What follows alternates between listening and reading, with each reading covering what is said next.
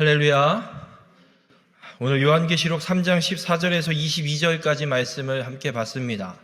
오늘 말씀의 제목을 이렇게 정했습니다. 더불어 먹으리라, 이렇게 정했습니다. 지난번에 에베소 교회에 대한 편지를 함께 읽고 처음 사랑을, 처음 행위를 회복하라는 주님의 말씀을 함께 들었습니다. 오늘은 좀 양이 많습니다.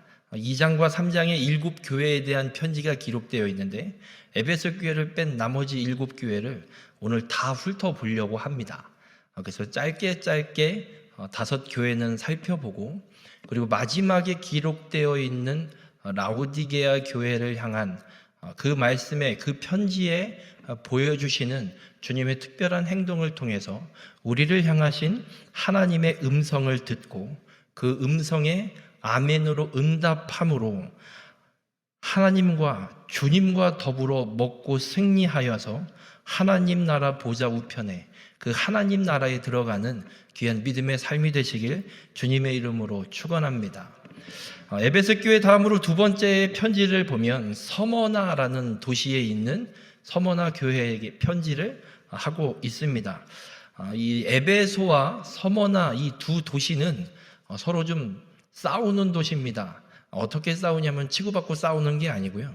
니네가 더 크냐 우리가 더 크냐, 아니다, 우리가 더 크다 니네가 작다, 서로 크기를 더 위대한 도시로 싸우는, 이렇게 서로를 이렇게 자랑하려고 하는 그런 도시입니다. 왜냐하면 이 지중해 해안가에 항구를 갖고 있는 도시여서 정말 산업이 발달하고 무역이 발달하고 교통도 발달하고 없는 거 없이 풍족하게 살아갈 수 있는 도시들이기 때문에 이 에베소와 서머나는 서로, 둘째가라면 서러울 정도로 서로의 그런 위대함과 도시의 크기를 자랑하는 그런 도시입니다.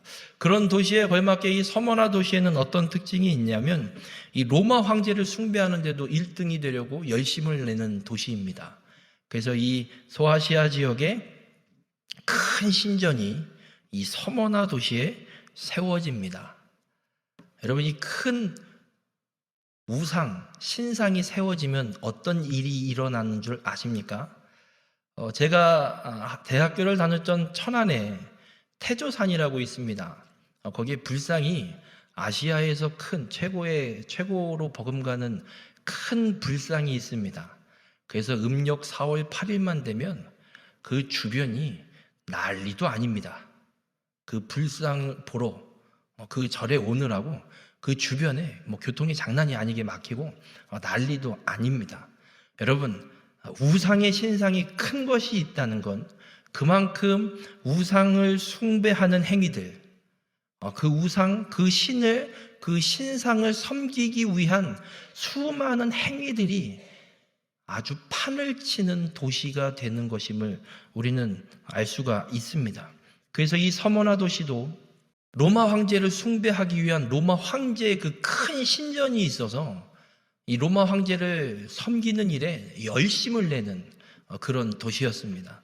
그런데 문제는 기독교인들입니다. 기독교인들이 핍박받는 이유는 기독교인이라서 핍박받는 게 아닙니다. 로마 황제를 주라고 고백을 해야 돼요. 로마 황제, 당신이 나의 신이고 나의 주인이시고 내가 섬기는 분이 맞습니다, 인정하고 고백해야 돼요. 그런데 기독교인들에게는 누가 주입니까? 예수님이 주님이십니다. 십자가에 못 박혀 죽으시고 부활하신 그 예수님이 나의 주인이십니다. 당신이 나의 주인이 될 수 없습니다. 로마 황제를 향해서 난 당신을 주인이라고 절대 못합니다. 거부했기 때문에 핍박받는 거예요. 황제가 난데 내 말을 안 들어? 야, 다 잡아들여, 죽여. 이런 일들이 일어나게 됩니다.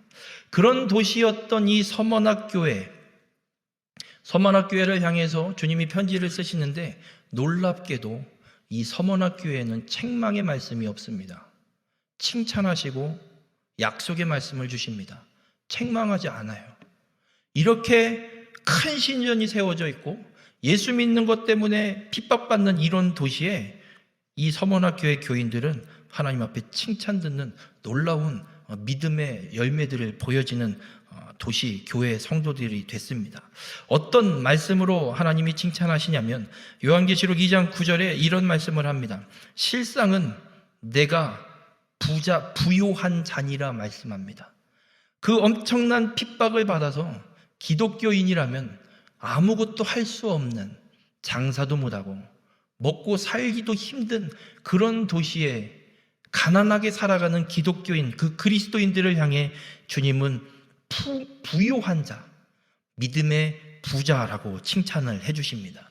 그러면서 약속하시는 말씀이 2장 10절에 너는 장차 받을 고난을 두려워하지 말라. 목숨이 위태로운 고난이, 핍박과 박해가 닥쳐오는데 그 고난을 두려워하지 말라고 말씀합니다. 그리고 이어서 볼지어다 마귀가 장차 너희 가운데에서 몇 사람을 옥에 던져 시험을 받게 하리니 너희가 10일 동안 환난을 받으리라. 내가 죽도록 충성하라. 그리하면 내가 생명의 관을 내게 주리라 말씀합니다. 여러분, 주님은 분명하게 말씀합니다. 분명히 앞으로 고난을 더 받을 것이다. 그러나 그 고난을 두려워하지 말고 끝까지 믿음을 지키고 충성하라 말씀하고 있습니다. 우리 모든 성도님들, 어떤 고난이 와도 믿음 잃지 마시길 바랍니다. 끝까지 고난을 두려워하지 마시고 충성함으로, 믿음을 지킴으로 생명의 면류관을 받는 귀한 축복의 삶이 되시길 주님의 이름으로 축원합니다. 세 번째 편지하는 교회는 버가모라는 교회입니다. 이 서머나보다 북쪽에 있는 도시인데 이 지역, 이 도시는 양피지가 발달했습니다. 양피지는 그 당시에 그 시대에 글을 썼던 종이와도 같은 역할을 하는 겁니다. 그래서 이 버가모에 어떤 일이 있었냐면 양피지가 발달하면서 책을 많이 만들어내기 시작을 합니다. 그래서 20만 권의 양서가 있는 도서관이 이 버가모라는 도시에 있습니다. 여러분, 이 책이 많이 모인다라는 것, 특별히 이 시대에 책을 많이 만들어내고 양서들을 보유하고 있고 그것들을 읽는 사람들이 있다는 건 그만큼 사상이 발달한 도시가 됩니다. 여기 가서 함부로 말을 할 수가 없습니다.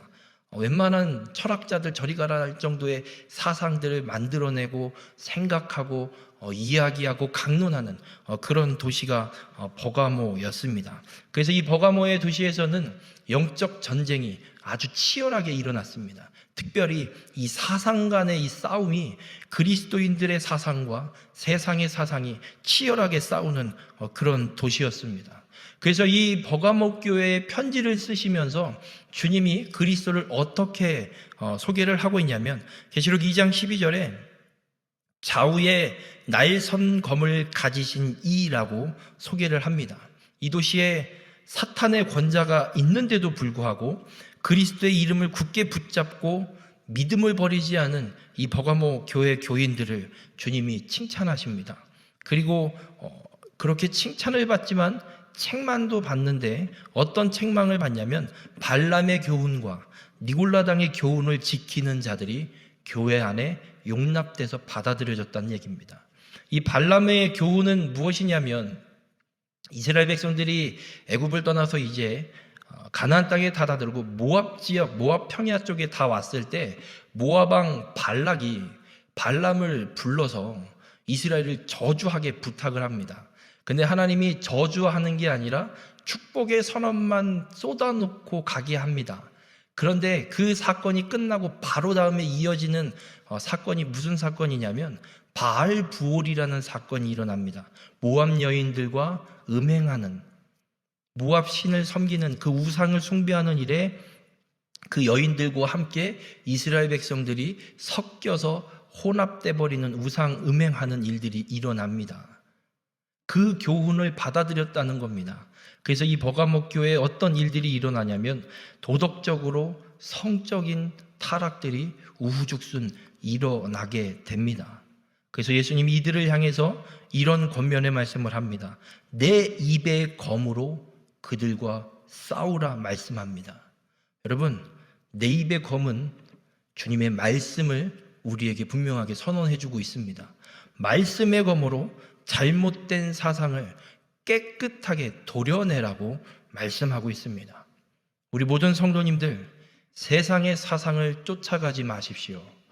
만약 세상의 사상에 쉽게 현혹되고 있다면 오늘 주님이 선언하고 있는 것처럼 말씀의 검으로 잘못된 세상의 사상들을, 우상의 사상들을 깔끔하게 도려내고 오직 진리만 따라가는 귀한 축복의 삶이 되시길 주님의 이름으로 축원합니다. 네 번째 교회가 두아디라 교회입니다.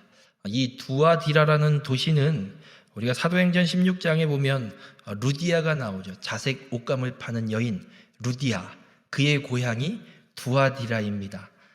그래서 이 도시는 옷감이 발달해 있습니다. 그래서 옷감이 발달하다 보니까 그 옷감을 염색하는 이 염색 기술, 그리고 또 염료를 만들어내는 기술들이 발달하는 도시가 됩니다.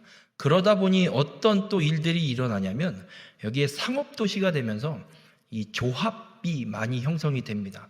옷감을 만들면 팔아야 되잖아요. 거기서 쓸 만큼은 충분하니까 이 도시 말고 다른 도시, 다른 나라로 팔아야 되니까 또 무역이 발달하면서 이 무역을 위한 조합들이 이 도시에 형성이 되게 됩니다. 그래서 이런 말 들어보셨어요? 길드. 이게 조합을 의미하는 뜻의 어원입니다. 이곳에서 그런 길드들, 그런 무역 조합들이 우후죽순 생겨나게 됩니다. 그래서 이 버가모 교회 이 도시에서 장사를 하려면 이 조합에 가입하지 않으면 아무것도 못해요.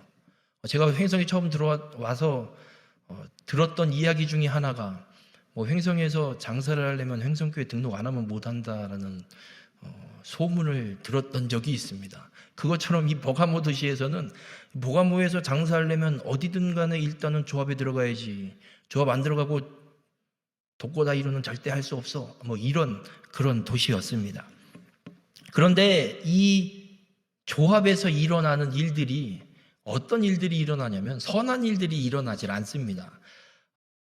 당시 자신들의 그런 사업을 잘 일어나도록, 또 잘 팔리도록, 또 무역하기 위해서 백기를 선택하게 되면 그 배들이 잘 다닐 수 있도록, 또 도적대 안 맞아도록 어떤 일들 하냐면 신을, 그냥 우상을 숭배하는데, 여러분 이 시대까지도 우상을 숭배하는 데는 어떤 일들이 함께 따라오냐면 성적 타락이 함께 따라옵니다. 그러니까 우상신을 섬기는 행위 자체가 성적인 행위들을 하는 거예요. 그러니까 우상을 섬겼다? 바로 음행입니다. 그냥 성적인 타락이 그대로 일어나는 거예요.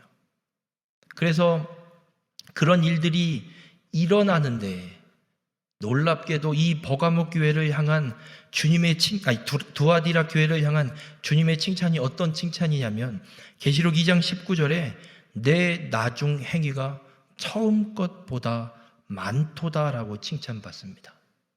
그런 도시에서 예수 그리스도를 믿는 그리스도인들이 성장하고 부흥하고 있다는 거예요.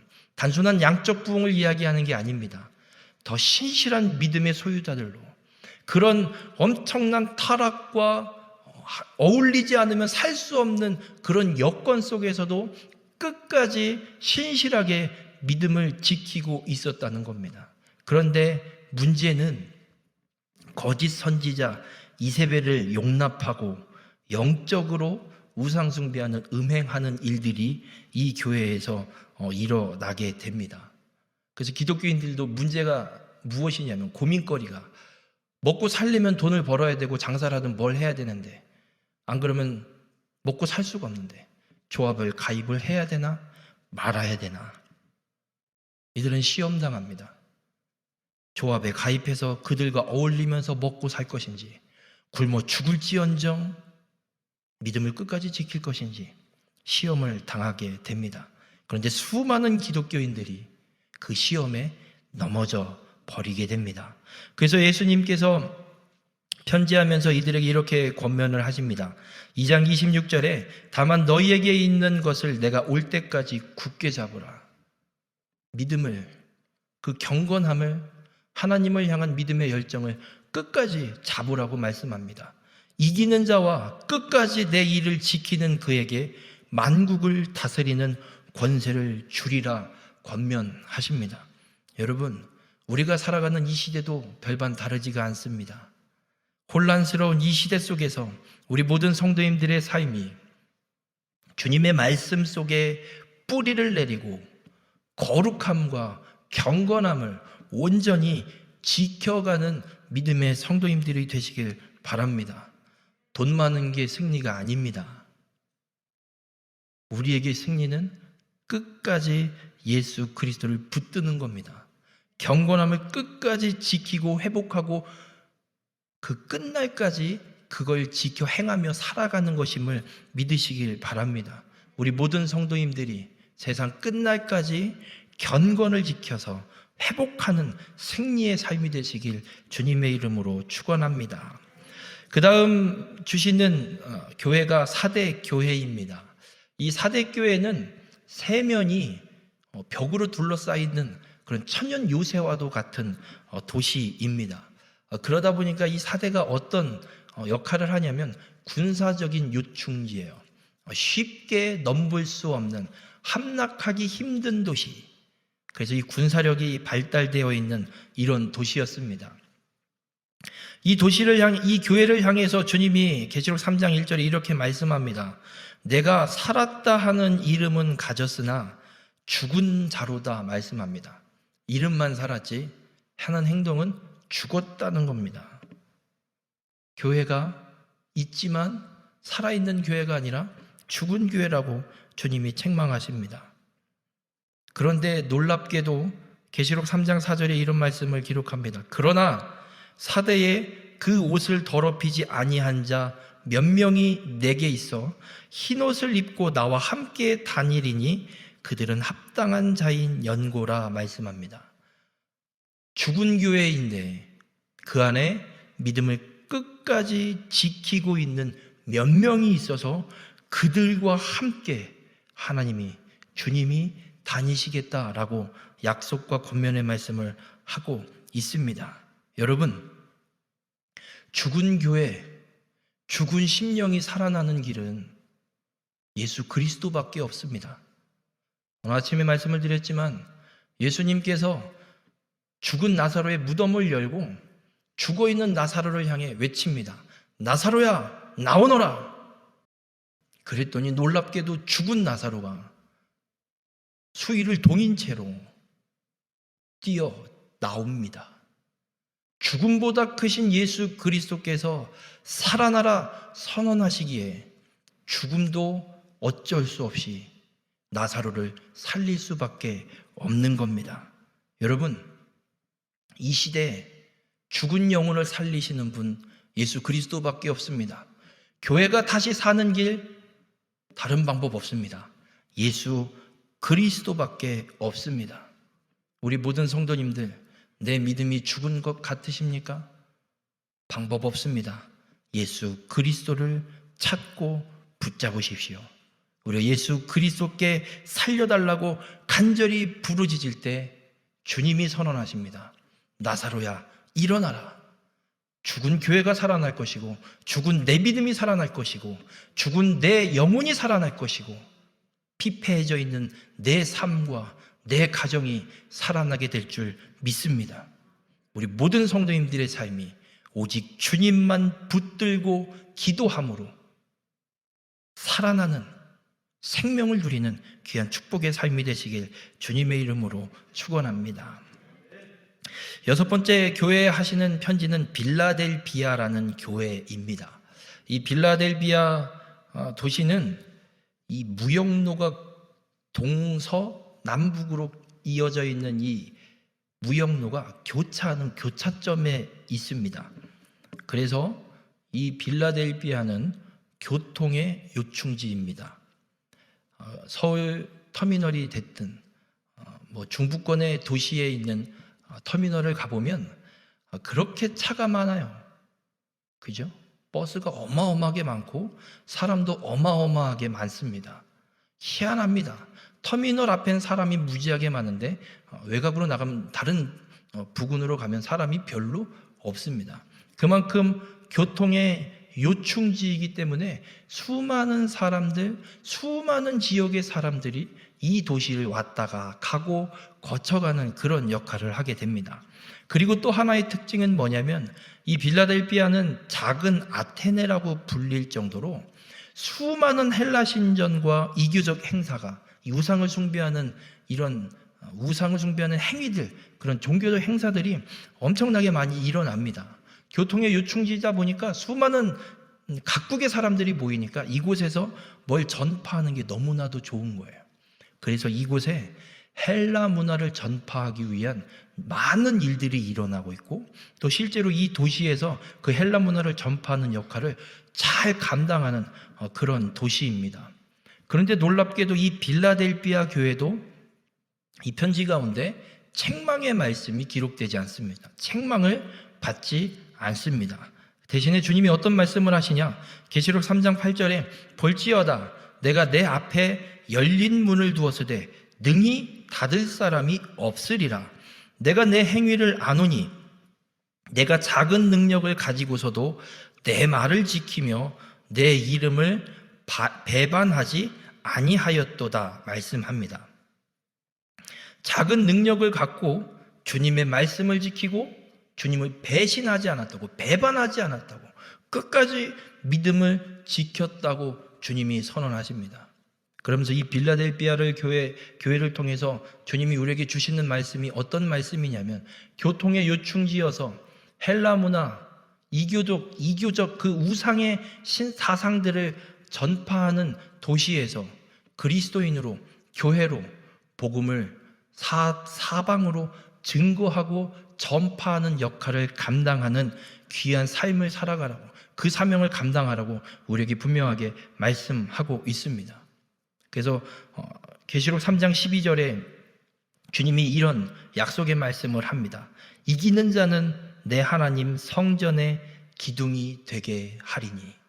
우리 모든 성도님들, 어떤 어려움과 난관이 있을지라도 우리의 생명 되시는 복음을 전하는 살아있는 교회가 되셔서 하나님의 성전의 기둥이 되시는 귀한 축복의 삶이 되시길 주님의 이름으로 축원합니다. 이제 마지막 7번째 교회가 라오디게아 교회입니다. 이 라오디게아 교회 이 도시의 특징은 부자 도시입니다. 돈이 정말 많습니다. 제가 한번 성지순례 때 다녀왔는데 가까운 곳에 어떤 게 있냐면 온천이 있습니다. 파묵칼레라는 도시가 있는데 거기에 온천이 있습니다. 혹시 보셨는지 모르겠습니다. 2014년쯤에 갤럭시 S 탭 광고에 그 온천이 어떻게 되어 있냐면 하얀 석회석에 이렇게 파란 물이 달팽이 이렇게 층층층층층 차 있는 그런데 거기가 여기입니다. 그런 온천이 발달돼 있어서 석회질이 퇴적이 자연적으로 되고 이렇게 웅덩이가 생기면서 거기에 온천수들이 찹니다. 근데 하도 관광을 와서 지금 온천수를 안 내린답니다. 그 온천수가 내려서 물이 차 있는 걸 보려면 시간을 잘 맞춰 가야 돼요. 저도 갔을 때 제가 2009년에 다녀왔는데 그때도 전체를 다 온천수를 내리지 않고 반을 나눠서 한 주는 이쪽 라인에, 한 주는 저쪽 라인에 온천수를 내려서 관광을 할 수 있게 했거든요. 그러니까 그만큼 이제 이 자연적인 현상, 그 자연의 어떤 섭리들을 좀 많이 훼손이 돼서 보호 차원에서 하고 있는데 그런 온천이 가까이에 있었고, 그리고 이 라오디게아가 어떤 산업이 발달되어 있었냐면 옷감과 가죽 산업이 발달되어 있었습니다. 성지순례를 갔는데 들린 곳이 어디냐? 가죽 옷을 파는 가죽 상점을 들려서 거기서 패션쇼를 보고 쇼핑을 하라고 1시간 반, 2시간을 거기서 보내다가 지나왔던 기억도 있습니다. 그만큼 가죽이 발달되어 있고, 또 밤에 이 시장을 내려갔는데 옷감이 정말 좋아요. 거기에서 저도 파자마 반바지, 칠보 바지를 하나 사갖고 왔는데 한 10년을 집에서 입었습니다. 집에서. 정말 편해요. 그만큼 옷감, 가죽이 발달되어 있었고, 또 한 가지는 안약, 눈을 뜨게 하는 약이 발달되어 있었던 도시입니다. 그런데 이 라오디게아 교회에는 주님이 주신 이 편지에 그 어디에도 눈을 씻고 찾아봐도 칭찬이 없습니다. 유일합니다. 7교회 중에 칭찬이 없는 교회, 라오디게아 교회 하나밖에 없습니다. 어땠길래 칭찬을 하시지 않았을까? 오늘 본문 16절에 분명하게 선언합니다. 내가 이같이 미지근하여 뜨겁지도 아니하고 차지도 아니하니 내 입에서 너를 토하여 버리리라. 예수님께서 너무 이렇게 과격한 표현을 하십니다. 토하여 버리리라. 미지근하답니다. 뜨겁지도 않고 차지도 않고. 여러분, 예수님께서 이 성경의 말씀을 기록하실 때 어떻게 기록하시냐면 전혀 모르는 얘기로 기록하지 않습니다. 그들이 충분히 쉽게 이해할 수 있는 표현을 잘 사용하십니다. 라오디게아의 옆에 온천이 있다고 말씀을 드렸어요. 이 온천에서 라오디게아 도시까지 약 10km 정도의 거리가 있습니다. 온천수를 쓰려면 갖고 와야겠죠. 떠올 수도 없고 수로를 개설을 해도 10km를 흘러 내려오면 그 온천수가 따뜻할까요? 식을까요? 식어요. 온천수예요? 아니에요? 아니죠. 어떻게 온천을 해요? 미지근한데. 하려면 다시 후처리를 해야 돼요. 데피든지 다시 끓이든지. 그렇다고 마시기에는 미지근해요. 군대 훈련, 육군훈련소에 훈련 받을 때, 그리고 부대에서도 야전에 이제 훈련을 가면 물을 한여름에 탈난다고 끓여서 수통에 물을 담아줘요. 아침에 막 온도가 35도 막 이런데 30도 넘어가는데 뜨거운 물을 아침에 끓여서, 탈나니까 찬물을 마시면 뜨거운 물을 끓여서 수통에 넣어갖고 가면 걔가 어떻게 될 것 같으세요? 그 한여름에 못 먹어요. 식지도 않아요. 한 50도, 60도를 계속 유지하고 있는 것 같아요. 못 마십니다. 이 라오디게아의 상태가 그러는 거예요. 온천수처럼 뜨거워서라도 뜨겁게 쓸 수 있든지, 아니면 확 식어갖고 찬물이 돼서 벌컥벌컥 마실 수라도 있어야 되는데 이것도 아니고 저것도 아닌 영적 상태여서 주님이 선언하시는 거예요. 미지근하리라, 토하여 버리리라. 그리고 17절에 이렇게 말씀합니다. 내가 말하기를 나는 부자라. 라오디게아 교회인들이 이야기하는 거예요. 도시가 부자니까 다 잘 살아요. 가난한 사람이 없는 도시라고 이야기할 정도예요. 그러니까 나는 부자라, 다 갖고 있다 이야기하지만, 부유하여 부족한 것이 없다 하지만 내 공고한 것과 가련한 것과 가난한 것과 눈먼 것과 벌거벗은 것은 알지 못하는도다. 부유하지만 영적 상태는 네 스스로 알지 못하고 보지 못하고 있다. 주님이 선언하고 있습니다. 우리 모든 성도님들, 모든 것을 가진 라오디게아 교인이지만 주님이 보실 땐 다 갖고 있는 게 아니라 예수님이 없는 자들이었습니다. 여러분, 아무리 많은 걸 갖고 있어도 주님이 없으면 아무짝에 쓸모가 없습니다. 돈이 많다 보니 이들의 특징, 필요하면 사와. 이거가 필요한데 사. 저거가 필요한데 사. 아침에 제가 인터넷 뉴스를 하나 잠깐 봤습니다. 이무진이라는 가수가 있어요. 오디션 프로에서 1등을 하면서 정말 좋은 노래들 많이 써내고 있는데, 신호등이라는 노래를 썼어요. 그 신호등이라는 노래가 엄청나게 떴습니다. 그 저작권료가 장난이 아니래요. 어떤 예능 프로에 나와서 이제 진행자가 묻는데, 신호등 저작권료 얼마나 받으셨어요? 상상할 수 없는 돈을 받았대요. 그래서 아버지 차를 바꿔드리고, 그리고 그러면 어떻게 하냐고 그랬더니 이 이무진이라는 가수가 하는 얘기가, 하루 삼시세끼 시켜 먹기, 안 해 먹고 사 먹는다는 얘기예요. 배달비 안 따지고 시켜 먹기, 배달비 무료이거나 싼데 어디 이렇게 찾아서, 무명 시절에는 그렇게 막 찾아서 사 먹을 수밖에 없는 삶이었는데, 이제 큰 돈이 생기니까 그렇게 산대요. 라오디게아 교인들이 그래요. 돈이 많고 부자이니까 모든 걸 가졌으니까 다 필요 없어요. 돈 주고 사면 돼요, 그냥. 그러다 보니 이 라오디게아 교회의 교인들도 어떤 특징이냐? 주님을 찾지 않아요. 왜요? 뭐가 필요한데요? 교회 뭐가 문제인데요? 내가 돈 줄게 그냥 해결하세요 그럼. 뭐가 문제예요? 왜? 교회가 너무 안 좋아요? 그럼 헐어요. 내가 땅 살 테니까 저기다 그냥 집시다. 얼마면 돼? 한 100억이면 되나? 그걸 하세요 그럼. 주님을 찾는 게 아니라 내가 갖고 있는 거 다 해결할 수 있으니까 그냥 합시다. 그러나 주님은 분명하게 이들을 향해 책망하십니다. 영적 맹인이라고. 영적 상태가 어떤지 알지도 못한 그런 가난뱅이라고.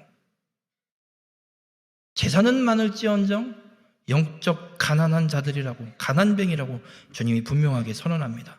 그러면서 주님이 이 라오디게아 교회를 향해서 이렇게 권면하십니다. 이들이 잘하는 거, 사는 거 똑같이 표현을 사용하십니다.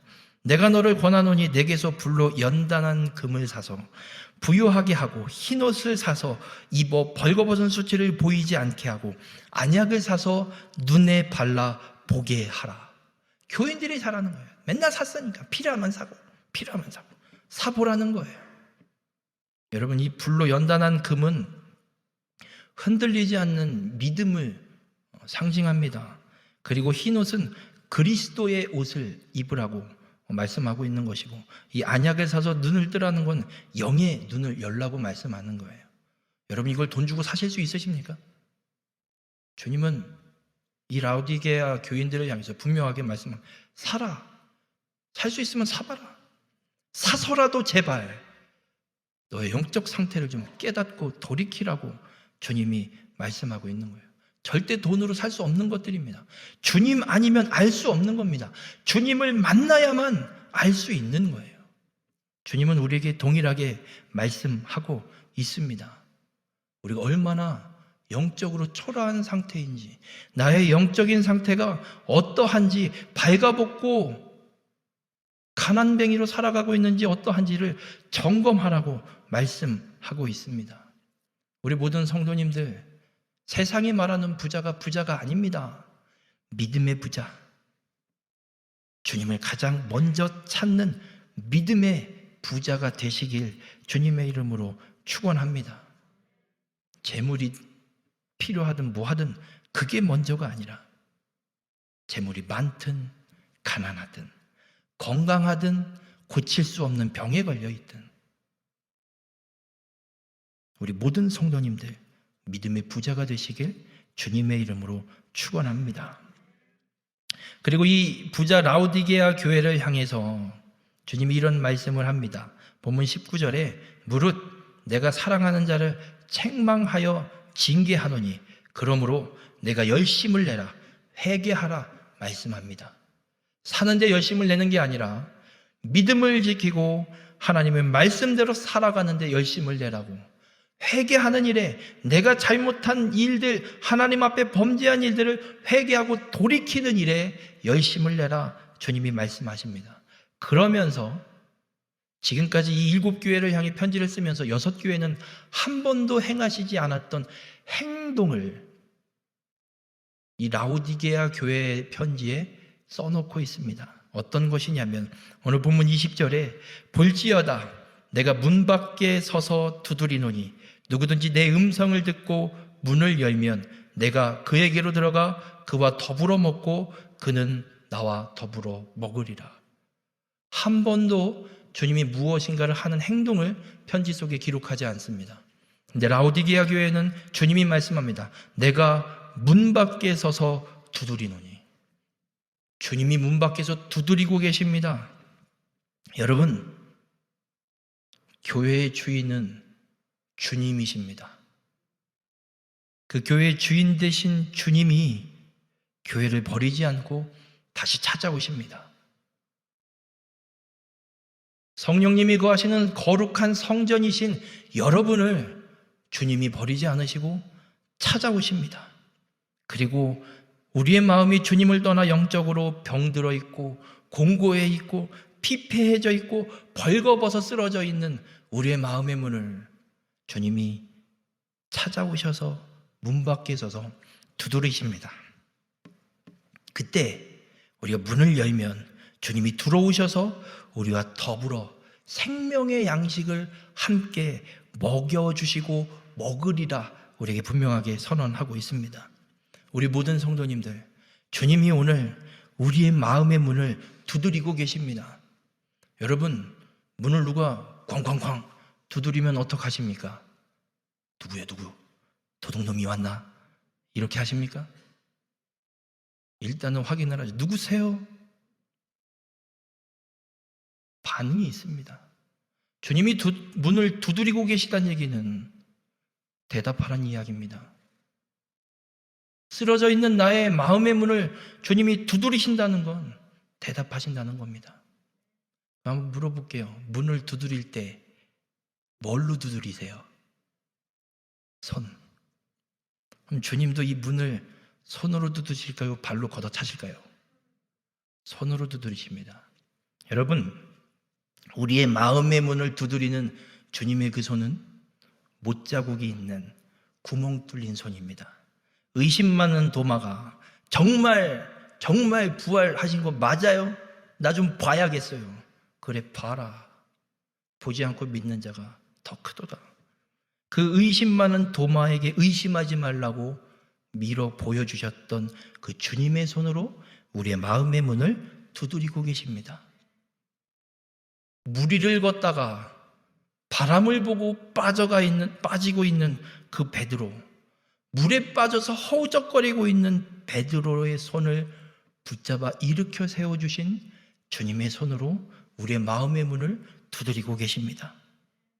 여러분, 오늘 주님이 그 손으로 우리의 마음의 문을 두드리십니다. 우리를 살리기 위한 주님의 두드림이심을 믿으시길 바랍니다. 주님의 두드림이 들려질 때 즉시로 마음의 문을 열어 주님을 영접하시길 바랍니다. 그럼 주님이 우리에게 들어오셔서, 우리의 마음의 문을 열 때 우리에게 들어오셔서 우리와 더불어 생명의 양식을 먹여 주십니다. 우리 모든 성도님들, 주님을 우리 마음에 모셔드리시는 귀한 믿음의 삶이 되시길 바랍니다. 주님을 우리의 마음에 모셔드릴 때 우리의 삶은 상상할 수 없는, 그 어떠한 것도 채울 수 없는 놀라운 풍요의 삶이 됨을 믿으시길 바랍니다.